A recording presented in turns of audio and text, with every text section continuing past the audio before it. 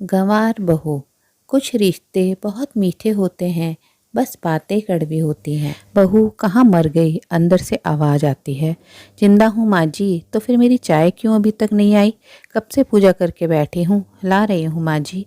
बहू चाय के साथ भजिया भी ले आई। सास ने कहा, तेल का खिला कर क्या मारोगी? बहू बोली, ठीक है माँ जी, ले जाती हूँ। सास बोली, रहने दे, अब बना दिया है तो खा लेती हूँ। सास ने भजिया उठाई और कहा, कितनी गंदी भजिया बनाई है तुमने। बहू बोली, माँ जी मुझे कपड़े धोने हैं, मैं जाती हूँ। बहू दरवाजे के पास छिपकर खड़ी हो गई। सास भजिया पर टूट पड़ी और पूरी भजिया खत्म कर दी। बहू मुस्कुराई और काम पर लग गई। दोपहर के खाने का वक्त हुआ। सास ने फिर आवाज़ लगाई, कुछ खाने को मिलेगा? बहू ने आवाज़ नहीं दी। सास फिर चिल्लाई, भूखे मारोगी क्या? बहू आई सामने, खिचड़ी रख दी। सास गुस्से से, ये क्या है, मुझे इसे नहीं खाना, इसे ले जाओ। बहू ने कहा, आपको डॉक्टर ने दिन में खिचड़ी खाने को कहा है, खाना तो पड़ेगा ही। सास मुंह बनाते हुए, हाँ तू मेरी माँ बन जा। बहू फिर मुस्कुराई और चली गई। आज इनके घर पूजा थी। बहू सुबह 4 बजे से उठ गई। पहले स्नान किया, फिर फूल लाई, माला बनाई, रसोई साफ की, पकवान और भोज बनाया। सुबह के 10 बज गए। अब सास भी उठ चुकी थी। बहू अब पंडित जी के साथ भगवान के वस्त्र तैयार कर रही थी। आज ऑफिस की छुट्टी थी, उनके पति भी घर पर थे। पूजा शुरू हुई। सास चिल्लाती, बहू ये नहीं है, वो नहीं है। बहू दौड़ी दौड़ी आती और सब करती। अब दोपहर के 3 बज गए थे। आरती की तैयारी चल रही थी। पंडित जी ने सबको आरती के लिए बुलाया और सबके हाथों में थाली थी। जैसे ही बहू ने थाली पकड़ी, थाली हाथों से गिर पड़ी। शायद भोज मनाते समय बहू के हाथों में तेल लगा था, जिसे वो पोंछना भूल गई थी। सारे लोग तरह तरह की बातें करने लगे। कैसी बहू है, कुछ नहीं आता, एक काम भी ठीक से नहीं करती, ना जाने कैसी बहू उठा लाए, एक आरती की थाली भी संभाल नहीं सकी। उसके पति भी गुस्सा हो गए, पर सास चुप रही, कुछ नहीं कहा, बस यही बोल के छोड़ दिया, सीख रही है, सब सीख जाएगी धीरे धीरे। अब सबको खाना परोसा जाने लगा। बहू दौड़ दौड़ के खाना देती, फिर पानी लाती। करीब 70-80 लोग हो गए थे। इधर 2 नौकर और बहू अकेली, फिर भी वह सारा काम बहुत ही अच्छे तरीके से करती। अब उसकी सास और कुछ आस पड़ोस के लोग खाने पर बैठे। बहू ने खाना परोसना शुरू किया। सबको खाना दे दिया गया। जैसे ही पहला निवाला सास ने खाया, तुमने नमक ठीक नहीं डाला क्या? एक काम ठीक से नहीं करती, पता नहीं मेरे बाद कैसे ये घर संभालेगी। आस पड़ोस वालों को तो जानते ही हो ना साहब, वो बस बहाना ढूंढते हैं नुक्स निकालने का। फिर वो सब शुरू हो गए, ऐसा खाना है, ऐसी बहू है, ये वो वगैरह वगैरह। दिन का खाना हो चुका था। अब बहू बर्तन साफ करने नौकरों के साथ लग गई। रात में जगराता का कार्यक्रम रखा गया था। बहू ने भी 1-2 गीत गाने के लिए स्टेज पर चढ़ी। सास जोर से चिल्लाई, मेरी नाक मत कटा देना, गाना नहीं आता तो मत गा, वापस आ जा। बहू मुस्कुराई और गाने लगी। सबने उसके गाने की तारीफ की, पर सास मुंह फुलाते हुए बोली, इससे अच्छा तो मैं गाती थी जवानी में, तुझे तो कुछ भी नहीं आता। बहू मुस्कुराई और चली गई। अब रात का खाना खिलाया जा रहा था। उसके पति के ऑफिस के दोस्त साइड में ही ड्रिंक करने लगे। उसका पति चिल्लाता, थोड़ा बर्फ लाओ, तो सास चिल्लाती, यहाँ दाल नहीं है। फिर चिल्लाता, कोल्ड ड्रिंक नहीं है, पापड़ ले आओ। इधर उधर, आखिर में उसके पति की शराब गिर पड़ी उसके एक दोस्त पर और बोतल टूट गई। पति गुस्से में 2 झापड़ अपनी पत्नी को लगाते हुए कहता है, जाहिल कहीं की, देख कर नहीं कर सकती, तुझे इतना भी काम नहीं आता। सारे लोग देखने लगे।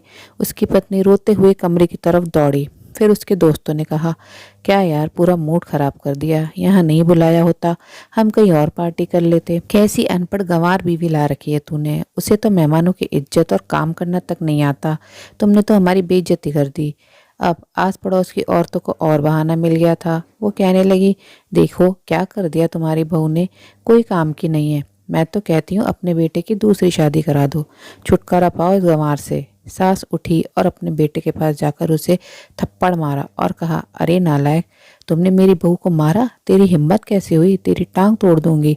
उसके बेटे के दोस्त कुछ कहने वाले थे कि उसकी माँ ने घूरते हुए कहा, चुप, बिल्कुल चुप, यहाँ दारू पीने आए हो, जबकि पता है आज पूजा है और तुम्हें पार्टी करनी है। कैसे संस्कार दिए हैं तुम्हारे माता पिता ने? और किसने मेरी बहू को जाहिल बोला? जरा इधर आओ, चप्पल से मारूंगी अगर मेरी बहू को किसी ने एक शब्द भी कहा तो। अरे पापी, तूने उस लड़की को बस इसलिए मारा कि तेरी शराब टूट गई? पापी, वो बच्ची सुबह 4 बजे से उठी है, घर का सारा काम कर रही है, ना सुबह से नाश्ता किया, ना दिन का खाना खाया। फिर भी हंसते हुए, सबकी बातें सुनते हुए, ताने सुनते हुए घर के काम में लगी रही। तेरे यार दोस्तों को वो अच्छी नहीं लगी, जूते से मारूंगी तेरे दोस्तों को जो कभी उन्होंने ऐसा कहा। उसके यार दोस्त चुपके से खिसक लिए। अब सास बहू के कमरे में गई और बहू का हाथ पकड़कर बाहर लाई। सबके सामने कहने लगी, किसने कहा था अपनी बहू को घर से निकाल के दूसरी बहू ले आना? जरा सामने आओ। कोई सामने नहीं आया। फिर सास ने कहा, तुम जानते भी क्या हो इस लड़की के बारे में? ये मेरी माँ भी है, बेटी भी। माँ इसलिए मुझे गलत काम करने पर डांटती है और बेटी इसलिए कभी कभी मेरे दिल की भावनाएं समझ जाती है, मेरी दिन रात सेवा करती है, मेरे 1000 ताने सुनती है पर एक शब्द भी गलत नहीं कहती, ना सामने ना पीठ पीछे। और तुम कहते हो दूसरी बहू ले आऊं? याद है ना छुटकी की दादी, अपनी बहू की करतूत? सास ने गुस्से से पड़ोस की महिला को कहा, अभी पिछले हफ्ते ही तुम्हें मियाँ बीवी भूखे छोड़ घूमने चले गए थे। मेरी इसी बहू ने 7 दिनों तक तुम्हारे घर पर खाना पानी, यहाँ तक कि तुम्हारे पैर दबाने जाती थी और तुम इसे जाहिल बोलती हो? जाहिल तो तुम सब हो जो कोयले और हीरे में फ़र्क नहीं जानते। अगर आइंदा मेरी बहू के बारे में किसी ने एक लफ्ज़ भी बोला तो मुझसे बुरा कोई नहीं होगा, क्योंकि ये मेरी बहू नहीं, मेरी बेटी है। बहू सिसकियाँ लेते हुए फिर कमरे में चली गई। सास ने एक प्लेट उठाई और भोजन परोसा और बहू के कमरे में खुद ले गई। सास को भोजन लाते देखा तो बहू ने कहा, अरे माँ जी आप क्या कर रही हो, मैं खुद ले लेती। सास ने प्यार से ताना मारते हुए कहा, डर मत, इसमें जहर नहीं है। माँ नहीं डालूंगी तुझे, तुझे नई सास चाहिए होगी, पर मुझे अभी भी तू ही मेरे घर की बहू चाहिए। बहू ने अपनी सास को रोते हुए गले से लगा लिया। सास भी रो दी पहली बार और कहा, चल खाना खा ले। फिर मजाक करते हुए कहा, फिर मेरे पैर दबाने चले आना और ये ख्याल मन में मत लाना कि सास पैर बोलती है, किसी दिन मैं इसका गला दबा दूंगी। क्योंकि कभी मैं भी यही सोचती थी। दोनों खूब हंसने लगती हैं। कुछ रिश्ते बहुत मीठे होते हैं, बस बातें ही कड़वी होती हैं। आशा है कहानी ज़रूर पसंद आई होगी। अपने विचार कमेंट बॉक्स में ज़रूर साझा करें।